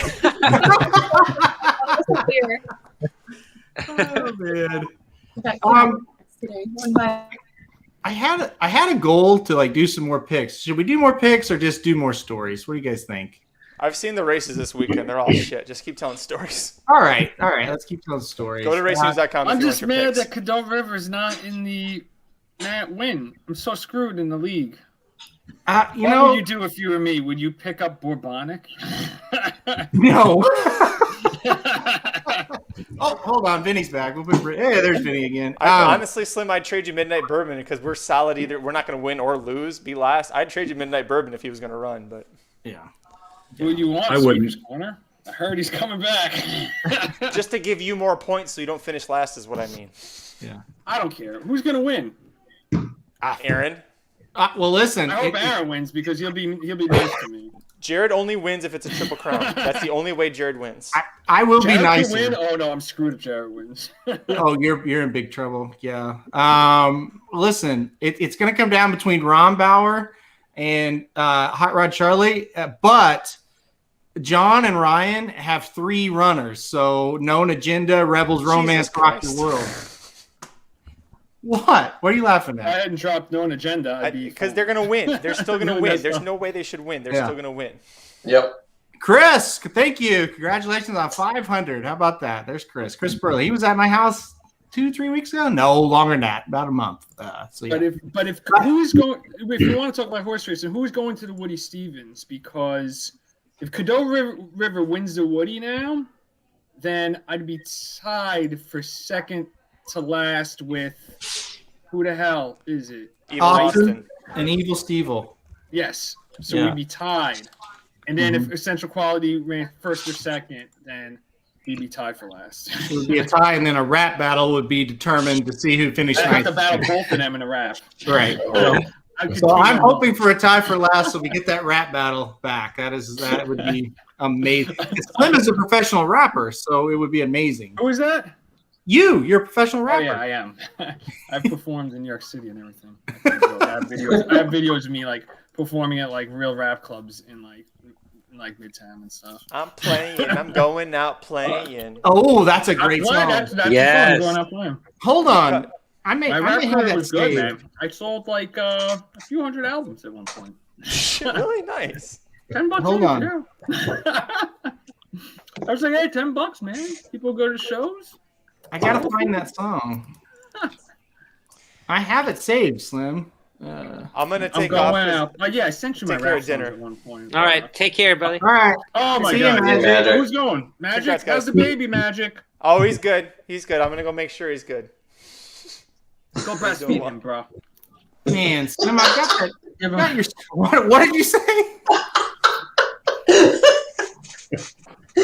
Go whip it What out. did he say? It's a nipple time. Man, You know who wears the pants in that family. It ain't Magic. Who do you think it is, Slim? I'm his wife. What's his wife's name? I don't know. Celeste. I forget. Yeah. Celeste? Yep. I don't know her. No, he's nice. I've never met her. I've met Aaron's wife. Aaron's wife is really cool. Yes, yours is as well. Kate. We love Kate. Yeah. Yeah. Heather Much texted me when I respect to got Kate home. for letting me do this and let me be a dude. But she loves a dude. My wife loves the dudes. Happy 500th from the whole Spectre clan. Aw. Great. And when you come back to Saratoga, we will party. And Samo, we'll bombard Samo's house on Saratoga Lake and party all night. Let's just go crazy in your backyard and like July. We can slide down it on the back of the cardboard boxes, man. take like funnels and stuff. Yeah. Take funnels? At his parents' house? Yeah, around glass. Let's be like, let's go to Samo's backyard and we'll do funnels and we'll see What how if- long we last. What if I'll like be right everyone there. on this podcast though, like literally we kicked in like 150 at the Breeders' Cup, like we all went one year, like together, we could like do some serious damage. Because I've been there with like when we've hit like some crazy stuff. I'm just saying, we should set that up and play live one day. No, hits bombs like every day. Like I know, know. right? Stop. We just I want to backpack F all stuff of them. up. Yes, maybe, like, Give it to this guy. Even when he punches the wrong ticket, he wins. So Yeah, I know that was like, crazy yeah, to do barricade that. or something. The guy was like humble bragging. He's like, "Oh no, I hit the wrong horse." and then See what happens live. If I lose in the league, just make me dress up with something like that says Baffert, like something's a jerk or something. well, that's yet to be determined. That's yet. So I'm brewing up a plan. But listen, I don't think I'm going to win. Honestly, I think freaking Ryan's going to win. Oh, thanks, Aaron. Way to jinx me for no Why do you think I'm doing it? Ryan, When did you guys pick up Rebels Romance? He when did you pick up Rebels Romance? Yeah. I don't know. John wanted the horse. I mean, literally, that moment, I don't remember. I feel like right every horse like this year that I like considered picking up that was like random. You guys like John picked up like a week before I could convince Nick. I feel like I was gonna re-pick up Known Agenda after his allowance win, and I just forgot to do it. And then 1 week went by, and I should have done it the first week. And then the second week, I'm like, forget it. And then you guys picked them up the second week, and I'm like, oh, I'm so dumb.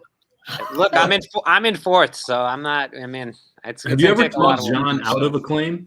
No. Known Agenda. Could you imagine, Mike? Though, maybe if I told him I liked the horse, he'll be like, The reason I dropped Known Agenda is because Aaron kept on telling me he's a plotter. He's a plotter. He is a plotter. He could win that plotter could win the Belmont Stakes. Wait, let's get into this for the people that stayed that want some non-nostalgia. How exciting is this Belmont Stakes, man? Yeah, that's a good segue. So pumped about this. I'm legitimately the most pumped I've ever been for a Belmont Stakes with no Triple Crown on the line. Good betting race, maybe a championship on the line. I mean, honestly, it's a little wide open because even if you like essential quality, it's like there is no cinch in this race, which makes it a blast. Yeah. I mean, what do you guys think? Are you pumped the whole day or just the Belmont or what you guys, I mean, like to me, this is the most exciting day we've had all year almost. I got an idea. Let's go around the room. Manhattan. Those are my two horses. Domestic Spending versus Carnal Wheel. Yes. So let's go around the room, give your Belmont pick as of right now, and then the race you're most looking excited for, or most excited for on the day. I'll start. Belmont pick right now. I think Known Agenda is my Belmont pick at the moment. I love plotters in the Belmont, so I told you that, Slim. No, just kidding. And then definitely Colonel Liam versus Domestic Spinning in the Manhattan. That's gonna be awesome. So Paul, go ahead. I am going to say right now, Rock Your World, actually. I believe that the jockey will stay in the stirrups and actually get out. I think the horse is going to go to the lead. And, right now that doesn't look like a lot of speed. And if I've learned anything from Sama Bomb, it's watch out for his own speed. Yeah. Samich? I'm going to say the same thing for the same reason. I think Rock Your World's going to be lone speed in there right now. And if he's able to get out on an easy lead, we saw what happened at Santa Anita. And if he gets loose, I think he can be awfully tough. So I'll take Rock Your World right now. And I agree with you in the Manhattan, man. I can't wait to see those two bang heads again. And I hope I get Domestic Spending at any type of price. Paul, I think I cut you off. Which one? What's your favorite, or the race you're looking forward to the most? I'm just looking forward to the whole day. I mean, it's kind of a cop out, but it really is, after probably the Breeders' Cup, I think the best day in racing. I mean, it's wonderful, and you guys are going to be there, and I know there's going to be a lot of Belmont Jewels drank, so not much more you can say about that. Yeah, there definitely is going to be. We threw all the cups. You get to keep the cups. And we had like 100 of them, and we threw them all in the back of Paul's car on the way home. And every time we took a turn, they were clinking all around. And he was getting madder and madder as with every clink. So that was great. We'll definitely do that again. I think Monique really enjoyed that. Who's going to Belmont? All right, Slim, Belmont. Who's your pick? Who's going, Vinny? You going to Belmont? I wasn't planning on it. I mean, I always could, but Go.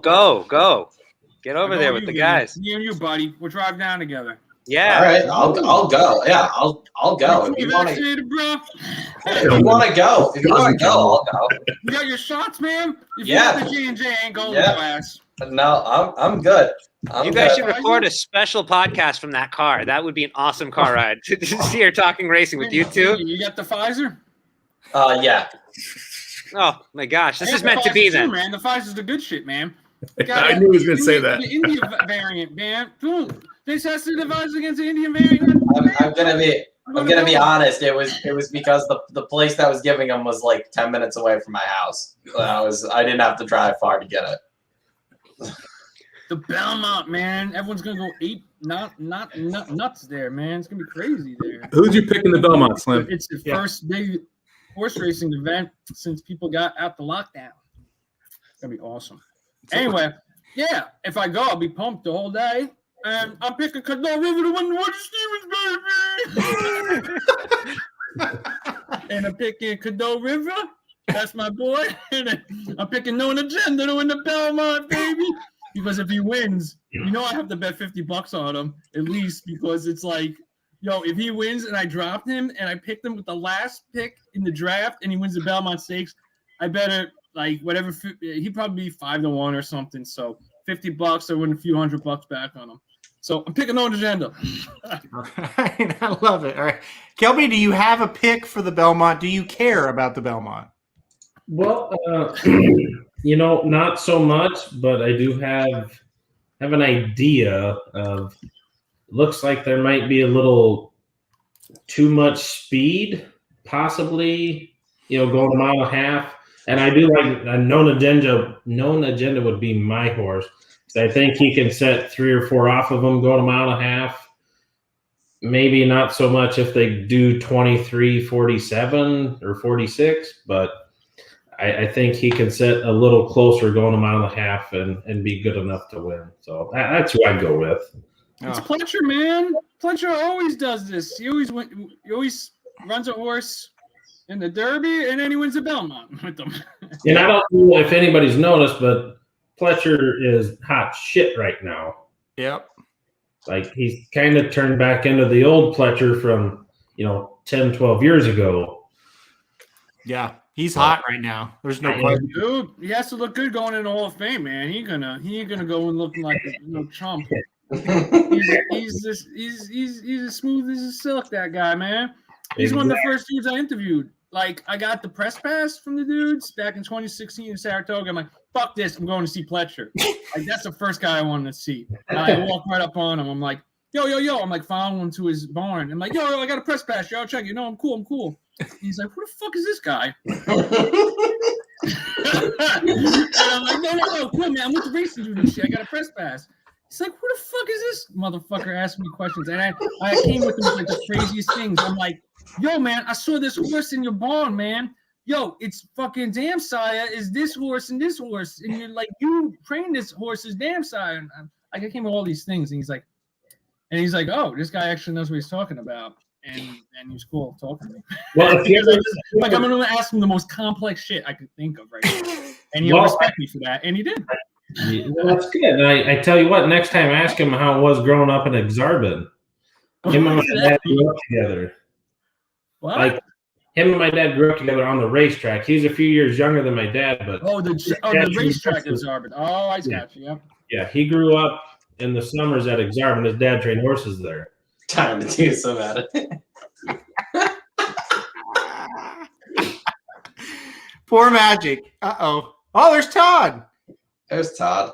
Hold on, let's ask him. Todd, are you going to win the Belmont? No. I put my Baffert bobblehead in the closet. I can't even look at him anymore. I took You didn't throw it away, though. I had a American Pharaoh thing off the wall. Arrogate off the wall. They're done. I can't look at them anymore. Oh, Ooh. Yeah, Heather watching. She's trying to help Magic out, so that's good. But that wasn't me, was it? Do what? I didn't say the F word, did I? No, it was Slim. Oh, yeah. I said the F like 6 times. He's like, no, not me. Oh, it's fine. I got an idea. Let's move to Ryan.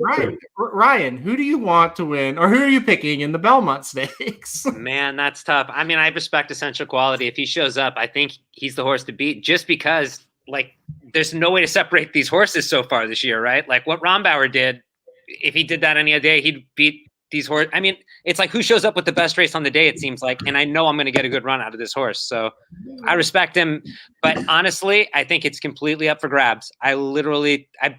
It could be one of those things when it's done where like no one was beating this horse this day, but if you ran this the next day, would that horse win again? I don't know. So this is a tough race, but it is the race I'm looking forward to most because honestly, we deserve it as fans, man. We've had the craziest journey to this Triple Crown season that I can remember. There's been more people watching this, so hopefully we get a great ending to it all. So fingers crossed. I agree with you. It is going to be a lot of fun. Congratulations on 500. Thank you very much. I see your name on here all the time. I appreciate you. We appreciate you listening. Listen, we got Vinny. Vinny is the other Mr. New York here. Let's Vinny, Belmont. Who you got right now? I really liked Rebels Romance until they put Mike Smith on him. I'm dead serious because I know he's going to make that stupid 6 wide middle move and he's going to flatten out in the stretch and it's going to be terrible. So I mean, I agree with Rock Your World, but just so I'm not picking the same horse that everybody else is, I'm going to go with Keep Me in Mind if he runs. I mean, our first round pick is going to run in all 3 legs. He's probably not going to do well in any leg, but at least he got in at least he's going to run in all 3 to step up from our pick last year who didn't run in a single prep. So I'll take it. Even if he finishes like 3rd or 4th in the Belmont, I'd be happy with him. Yeah, I think that you've gotten your money out of that horse, so to speak. Samich says, "Hey, we got a DGen pick 4 at Emerald Downs. You want to cover that, or you just say, hey, that's my DGen pick 4? It's going in a minute. If anyone wants some action and they're sitting here watching the feed and they capping. Oh my God, I want action. I'm a DGen. After this, you know. I love how we have the DGen cam on Slim going, oh my gosh. I don't know about money in my account. Hold on. I got breaking news too. Okay. Canterbury's pick 6 just double carried over. So get your pens and paper out for next Tuesday. I've been on a couple of group tickets the last couple days and just nothing on Canterbury. Right. So glad nobody else is bidding it. Canterbury is. I told you this, Samich. where the hell were we when we were talking? At the end of the Magic Mike show, I said that track right now is just trash. Not the track itself, not the place, but the track itself. It's rained so much they're off the turf. It's super sloppy up there. So it's tough to handicap. Pick 4. Pick 4, yeah. I just get it in, Slim. Come on. I'm doing it. 2. Right. We can root home this first leg, I guess. If are they about to get in the gate yet, Samich? You got a couple seconds. The 2's probably going to wire the field, so we're going short here. But the 2 and the 6 got an easy pace advantage here. All right, we're gonna pull this up. I'm sure these people that are listening, the podcast version, are really going to care about this. So, Aaron, real quick, I'm going to take off. I got an early morning tomorrow. Congrats! It's great to see everybody. Fantastic friends, and it all started with you guys. So thank you. Dude, yeah, thank you for reaching out to us. Monique said he made a Twitter account just to reach out to you guys. So $45 ticket, right?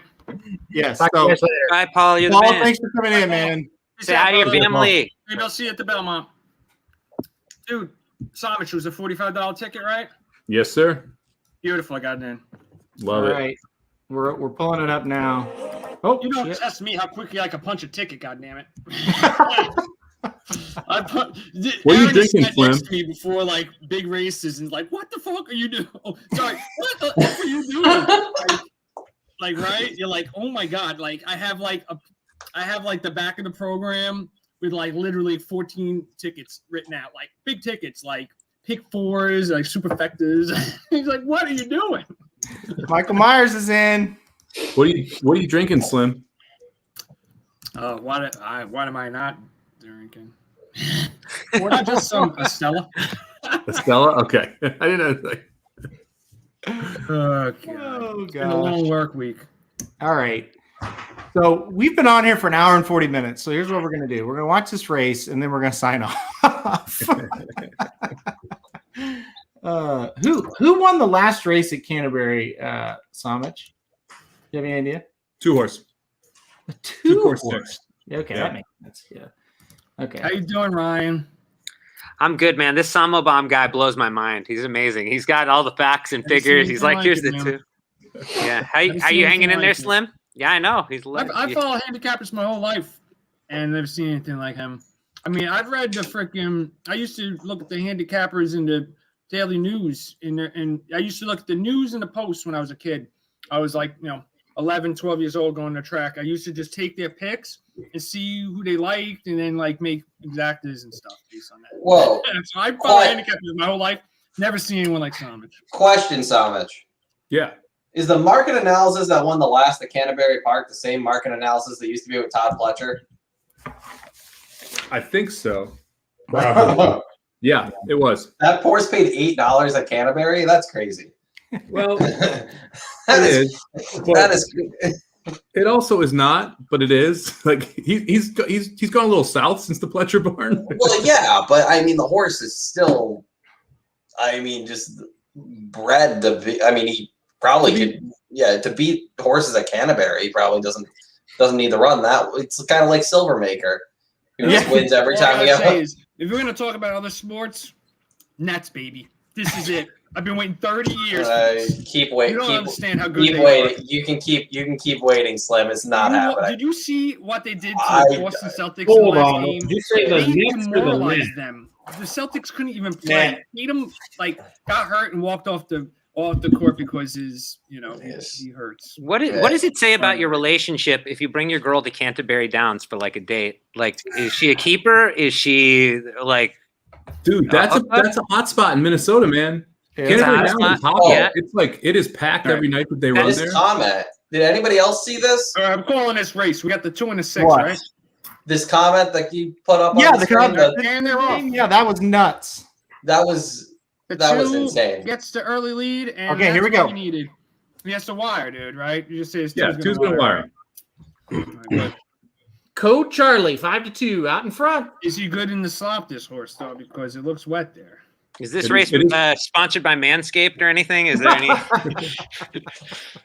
The that dude was- sponsored a race this year at Saratoga, right?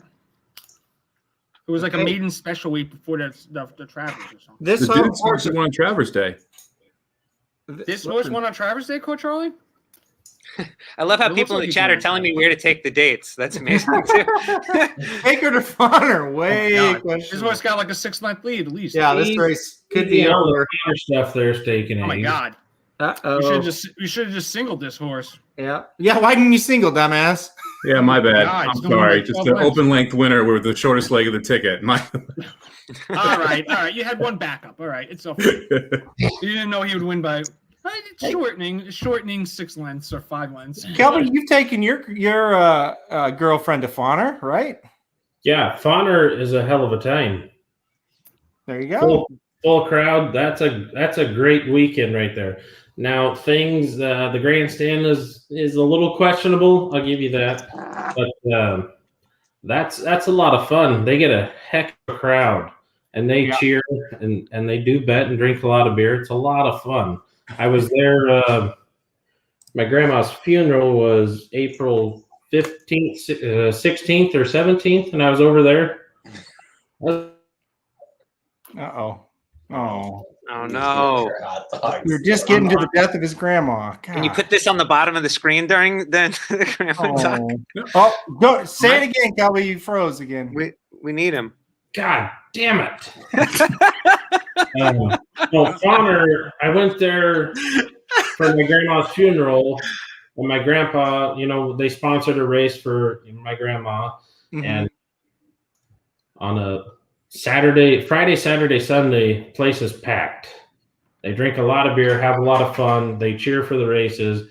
It's like how Oaklawn is like Saratoga on a smaller scale. Well, Fonner is like Oaklawn on a way smaller scale. But they shut down little towns to go to Fonner and watch the races. Like they love horse racing, so it's really not that bad. Now the grandstand and everything, like the facilities are not the greatest, but they enjoy horse racing. See, that's cool because I don't think people realize that. Oh, here's one. Where'd it go? Mark's comment's hilarious. I got to give it. This Fairmont Park was my date spot when I was living in St. Louis. Every time, first date, I always took a girl to Fairmont Park. Shut up. Oh, I'm dead serious. Like at least 3 girls. Because if you have fun at Fairmont Park and she didn't hate it, she's a keeper. Wow. It's like the ultimate test because you can go to Fairmont Park. Slightly twisted. You park in you drive through not a great neighborhood, and then you park in a field and walk into a racetrack with 40 people. It's incredible. Now, did you take Jenna to Fairmont Park on your first date? Unfortunately, we met in Los Angeles, so that would have been a long drive. Yeah, no wonder she married you. Didn't take her to the track. You probably fine. And I know Samich at the track. He's firing away. You got all these tickets. He's like, yeah, I got a quick 20 win on this horse. Well, if you go to the track with her and she sees you betting a couple $100, she's cool with it. This guy. Does it get? It must get hard. Things or whatever, FanDuel, whatever that thing is now. That place is a dump. Why did FanDuel sponsor it if it's a dump? I don't know. They got the rights to run the casino and sports betting there. Well, that makes sense. Something like that. But yeah, they have their own sports book there. From senior, half the crowd at corner rolls up in buses from the senior homes. Listen, Fairmont, I meant. I've been to one worse than all these, and so have you, Kelby. Will Rogers Downs. That's got to be the worst. No. What's the worst? I hate to say it, but I was in Columbus. Not this last Tuesday, but the Tuesday before. I was in Columbus, Nebraska at Ag Park or Columbus Expo Racing. I don't know what they call it now, but holy Christ. As soon as I drove in, I had a pit in my stomach. I was there to work. I was making money. I had no problem. But as soon as I drove in, pit in my stomach. It's I hate being here. And it didn't turn out that bad. And they're building, they bought new land because of the new casino stuff in Nebraska. So they're getting new land, going to build a whole new racetrack. But the spot now is going to be more of a training center, I believe, is what I'm told. But they don't have a new track yet. So I had to go to the old spot. And it makes, and I hate Will Rogers. That place, like, damn. Kelby, where is the crazy? Because you've been to the backside and like you're a legend there. Everyone knows you and stuff. What is the craziest backside circuit in the entire racing thing that you've experienced? Like where you're like, holy, like if the freaking government knew what was going back here, like this is craziest things like that you've ever seen. That I've seen. I mean, I've heard stories. I know of places, but the crazy, like the shittiest, I guess would be the best way to say it, is Nebraska. And I know a lot of the people, like I mean, I'm friends with a lot of them in Nebraska, but really the South Dakota, North Dakota, Montana, Idaho, the bush tracks, that stuff is pretty dicey. Yeah. Yeah. That makes sense. Like I said, Nebraska is it's on its way up. In the next 5 to 10 years, it's not going to be an Oaklawn or Saratoga, but it's headed to be, Will Rogers type purses, and those people, they're good horsemen. Like I have no doubt about it. Just dicey.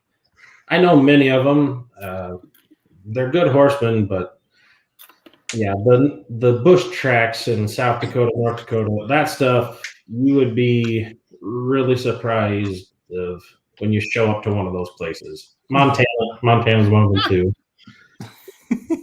This comment down here is when the animal activists lay down in the track in Golden Gates, What does it signify if you take her to the dog track? It's just even more of a test, right? It's even more. It's even more of a test. That's great. That's great. Oh man! All right, guys. Test the dog track. Yeah. They say that dog racing is more fixed than horse racing. Really? Dog racers are more fixed than horse racing? Yeah. Wow. Wow, that's surprising. Horse racing is fixed? Not at all. No, never heard that one. I've been betting on this stuff for too long without knowing that. Yeah. You just got to know the right people. Right. Oh, you just got to know the right people. Yeah. I give you Prairie Meadows, but outside of that, I'm kind of out of luck. Here, so dogs are a blast. Women love dogs. Problem is, if you can't handicap a pooch, she will want to adopt. Okay. All right, guys, we've been on for an hour and 51 minutes. I think we've done it. I think we've accomplished everything in life that we could accomplish. Hold on. Okay. You weren't going to handicap the stakes at Prairie this weekend? Well, no. Oh, okay. Does your dad have a horse in it? He has one. He has one in the filly and two in the boys. But no, wait, what's the fix on those races so I can get the winner? Hold on. You have the fix on those? Yeah, there's a filly that she's going to end up 1-9, and there's a boy that's going to be about 1-5. Not on going to help me bank my pad my bankroll. You get that 1-9, 1-5 shots ain't doing nothing for me, man. I need to know when the real fixes in when the 52 to 1 shot wins. In the boy side, my dad's horse on the outside, he'll have a good shot. Yeah, I saw the race Saturday. I don't think he's got much of a shot there. Monday. Let me look here. Something Wally. What? Oh, Sir Wally. Yeah, I'm gonna get down to Oakland one day, Mr. Von Hamill. You have to. Like it's a must. Yes. Absolutely. Right. Yeah. And you're gonna show me a good time, right? I'll do my best. I'm gonna stay at that fancy ass hotel they got there. Man, that looks nice. Come next year when we all go, man. Yeah, you just have to show up next year, and we'll blow the turn real nice. Yeah. Dude, I'm gonna get a nice hotel room, man. I want one of those that looks over. I think I saw that Acacia had one of those. I was like, oh yeah, I want that room that Acacia got. There you go. Yeah. Just don't be sniffing the toilet or nothing. You called me out, man. I left myself out open there.